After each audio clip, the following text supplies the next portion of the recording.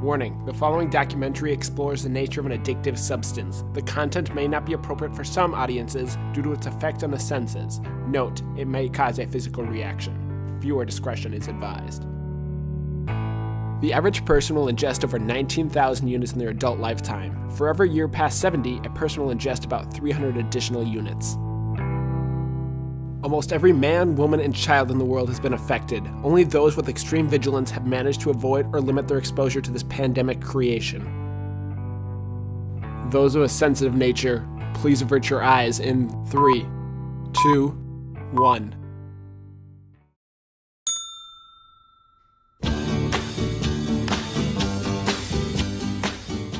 Cookies are ingrained in our culture.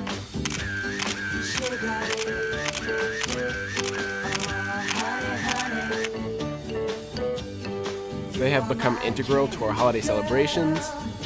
They have become our breakfast. They put people in the kitchen. They are love for mom. They are milk's better half. And they are delicious. The precursors to cookies were biscuits and breads. Early breads were grain and water paste that were cooked on a hot stone. These unsweetened breads or biscuits were a great way to preserve food and take it along on travels. Once sugar became available for baking, it was added to the grain and water paste to sweeten the bread. From this practice, cakes developed, sweetened concoctions made from flour, eggs, sugar, and milk. According to culinary historians, cookies were a way to test the oven temperature. Small dollops of cake batter were put in the oven at intervals to determine when the oven was the correct temperature to bake the cake. These dollops, when cooked, must have been pretty tempting to eat. The Dutch called them koejies, which translates to little cakes. In America, the name stuck and cookies were born. However, it wasn't until 1938 that the chocolate chip cookies were created in Whitman, Massachusetts. Ruth Graves and her husband owned the Toll House Inn, and part of the attraction of the inn was Ruth's talent of baking. As a substitute, she used a bar of Nestle's semi-sweet chocolate and chopped them into small pieces, thinking the pieces would melt as the cookies baked. Much to her surprise, the chunks of Nestle's semi-sweet chocolate bar did not melt, they softened. She served the cookies to her guests anyway, and they became an instant success. Ruth's chocolate chip cookies, known as Toll House cookies, became very popular. As a result, the sale of Nestle's semi-sweet bars greatly increased. Andrew Nestle requested to buy the Toll House recipe from Ruth, and she accepted. In addition to an undisclosed amount of money, she also received a lifetime supply of Nestle chocolate.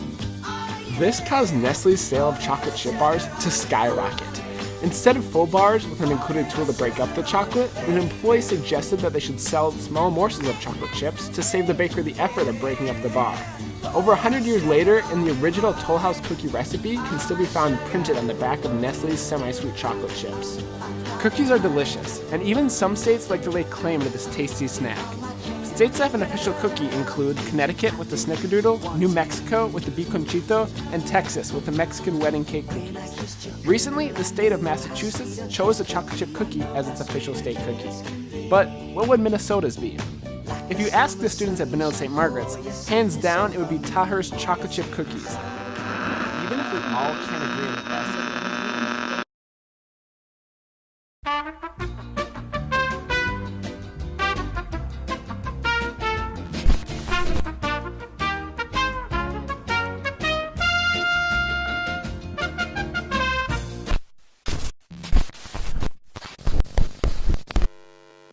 We interrupt this program to bring you a special report. You rolling? Yep, we're rolling. We out here at Benilde St. Margaret's with I'm Nolan Rusky. I'm a senior here. Yeah. Oh boy, me so happy now. Me got cookies. Oh boy, happy! There's nothing better than just chewing into a nice, delicious, soft, ooey gooey cookie. It's that extra sugar boost you need in the morning. Yeah, it's just the perfect cookie.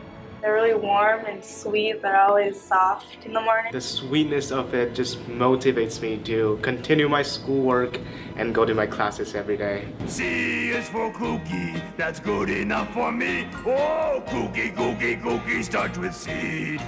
I like the crispy edges when they were freshly baked. I like sweet cookies that melt in your mouth, soft and warm, yeah.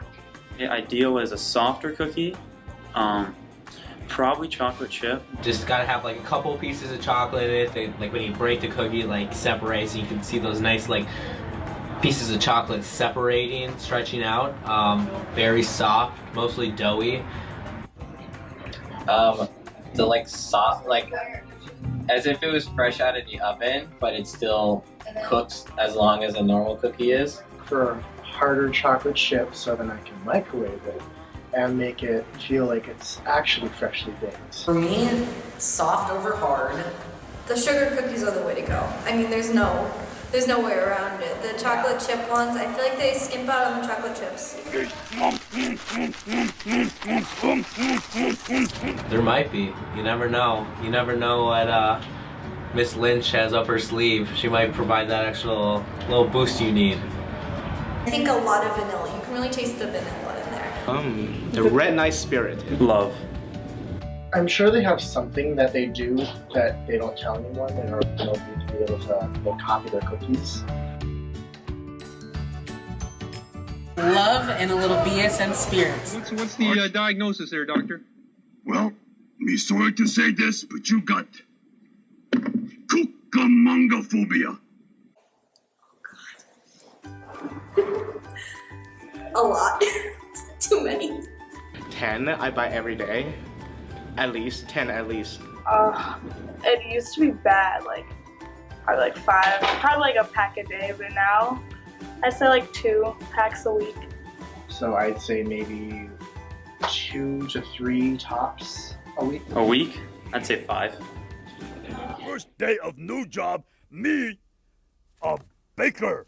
Yeah. What makes Tahar cookies different than other cookies? I think it's the freshness that we make them fresh every morning.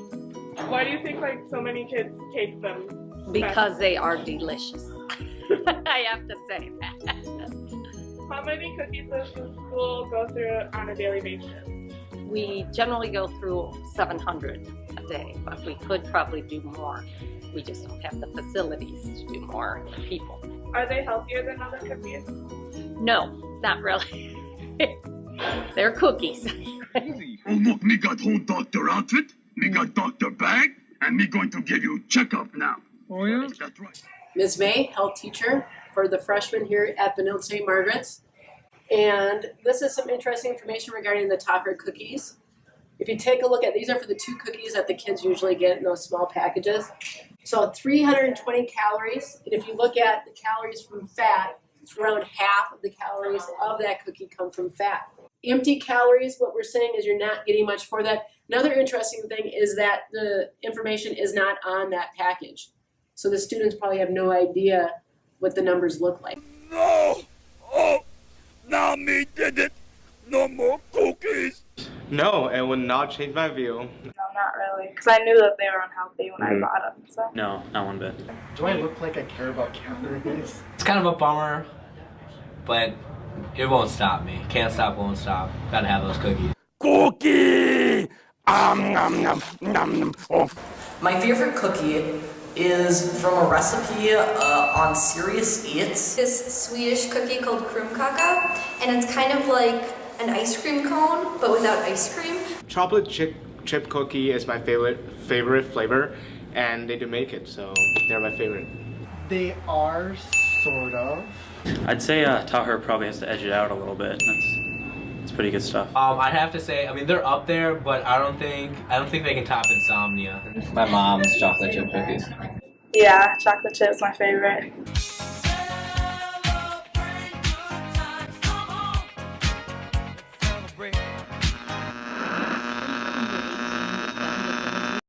Even if we all can't agree on the best cookie, be it Tahar made, Elfin made, supplied by Girl Scouts, or warmed up right out of the oven, we can all agree that we owe our deepest gratitude to the culinary genius who first thought up the idea.